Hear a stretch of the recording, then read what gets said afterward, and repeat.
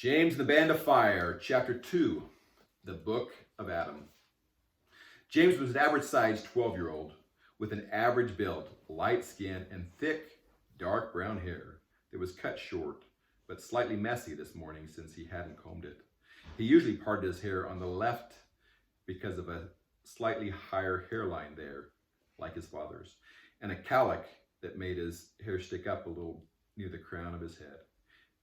His ocean blue eyes radiated with excitement this morning because he was finally 12 and would get all the promised opportunities he had been waiting for since he was 8 years old. As he reached the bottom of the stairs, his large hand with long, thin fingers wrapped around the ball at the end of the banister, and he wondered if Dad was home yet. Although his dad traveled a great deal, he always knew his dad would be home when promised. Today was a special day, and Dad had promised not to miss it. I am so excited for you, son. You are growing up so fast and becoming a great young man. I am truly proud of who you are becoming. I can't wait to celebrate with you on your special day. After this trip, I have scheduled a couple weeks off to spend just with you. I promise I will be home in time to celebrate your birthday. As the words trailed off in his mind, he heard his mother singing in the kitchen. He loved her voice, and it gave him great comfort, as long as he remembered his sweet mother had always sung to him. The song she sang now was his song, and she would sing to him before he went to bed when he was younger. Now she would sing it before special events, and he knew it was for his birthday at this time. As he rounded into the kitchen, a 5'6" shapely woman stood at the stove in the center of the kitchen cooking. She looked up with her ocean blue eyes, round face, and long black hair, and smiled with love dancing in her eyes. He had always thought his mom was beautiful and loved the peace and comfort that her smile brought him. "Hi, James, happy birthday. I sure love you. Is Dad home yet? He promised he would be here." "No, I haven't heard from him this morning, but he always comes when he promises. He will be here. Why don't you sit down at the table, and I will give you some cracked wheat cereal." James walked to the large round wooden table in the kitchen and sat on the large chair. At the same time, his mother walked to the table with a bowl of cracked wheat cereal and milk. This was his favorite breakfast, but only the way Mom made it. After a simple prayer, he started eating his birthday breakfast. Just then, the doorbell rang. James was hoping it was Dad getting home, but he wasn't sure why Dad would ring the doorbell. Mom walked to the front door, and he then heard her talk with someone at the front door, and then she returned with a small brown package with a large blue envelope attached to the front, with a brown band that wrapped around the entire paper package. "James, this is for you. It may be your first birthday present of the day. Why don't you open it?"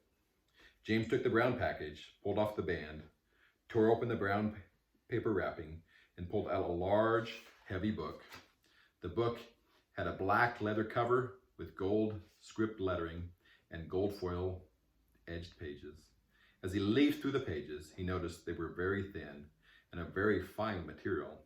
He was excited to find out what this book was, but he remembered the blue envelope on the front. He closed the book and read the cover. The Book of Adam by Juliana G. Abel. He was very excited to get to know more about this book and figure out where it came from. With that simple thought, and with Mom chuckling a little in the background, he set the book down on the table and grabbed the blue envelope and examined it. The envelope was square in shape and almost the size of the book. The blue was a deep blue, almost the color of a clear blue sky just before dusk. The paper the envelope was made of was also very fine, similar to the envelopes his dad received from work, but of even higher quality. It had his name, James Adamson, written beautifully on the front, but contained no stamp and no address. As he turned the envelope over, he saw the return address on the sealed flap of the envelope. The Band of Fire, Campus Gaia, Rocky Mountain, USA. The Rocky Mountains are some of the mountains out the window, but he had never heard of this Campus Gaia or the Band of Fire. His curiosity was definitely aroused. He could hardly contain his desire to tear open the envelope and figure out what all this meant.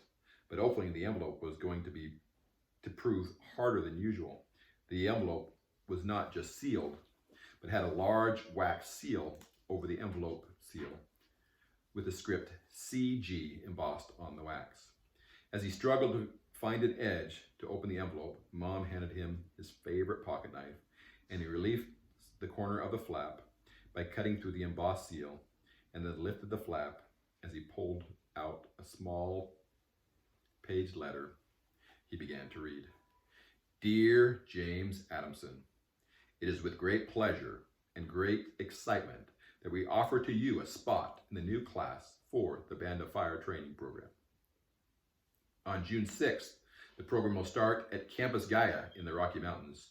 You are asked to come to the ranger station at the base of the mountain, and you will be transported for your 2-month camp.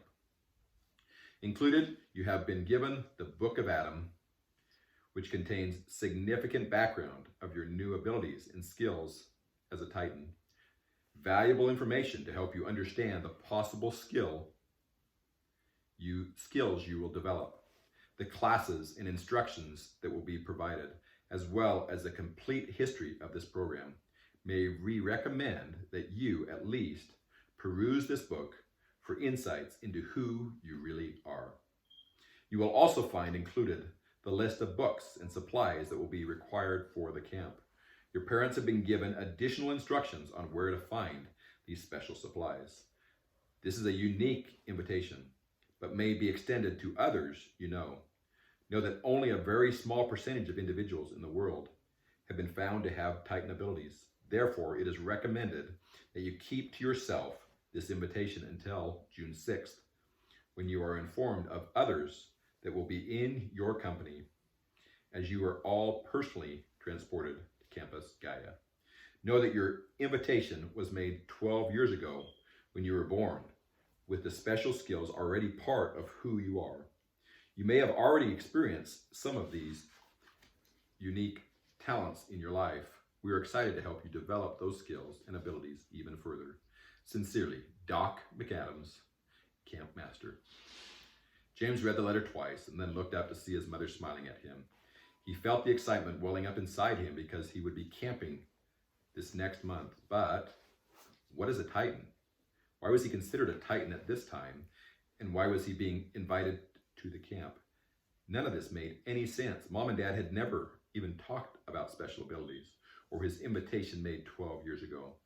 He felt a little frustration, but even more excitement. As he looked up, it was almost like Mom understood his thoughts and concerns as she responded, If I were you, I would look at your book.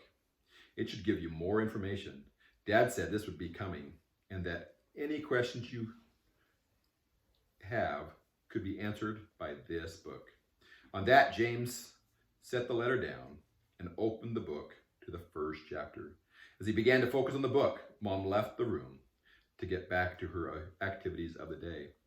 There was a lot she needed to prepare for the party they would be having later that day, and she felt she should try to contact Dad to see if he really was going to make it home. James started reading on page 1. Over the centuries, many individuals have been found to have unique skills and abilities. These skills could be simple or complex. Some were often hidden from society, while others were readily apparent. The individual with these skills were treated very differently in different societies. In some populations and civilizations, they were considered blessed or were thought to have mystical or magical powers. Some were given great power and influence in societies, including some kings, the Egyptian pharaohs, and even leaders in powerful armies. In other societies, they were thought to be wizards or witches, and some were even killed for using magic, as was done in the early years of the United States. It was this environment in the late 1800s that the Band of Fire was formed, a special band designed to train those with these abilities and skills. The purpose of the band was to, 1, develop and control the skills, 2, create individuals that could function normally in society, using the skills in ways that were undetected by the natural-born individuals. Parenthesis, individuals with no special skills, close parenthesis. 3, bring together individuals with similar skills to help them learn and help each other. The band chose the name of Titan to describe one with special abilities to differentiate them from those natural-born or non-skilled individuals. The term Titan was borrowed from Greek mythology in reference to those descendants of the gods with special powers and abilities. Since our Titans can also be described in those same terms with God-given talent and skills, this term is a fitting indication of who you are. So, as a Titan, you will be invited to join the Band of Fire and will be trained in your special skill or skills by the staff at Campus Gaia in the back country of the Rocky Mountains. As James finished the first page of the book, he felt much more comfortable and realized he finally had some possible explanations for the special powers he had been noticing since age 8. His mind wandered as he imagined himself flying on a broom through the air.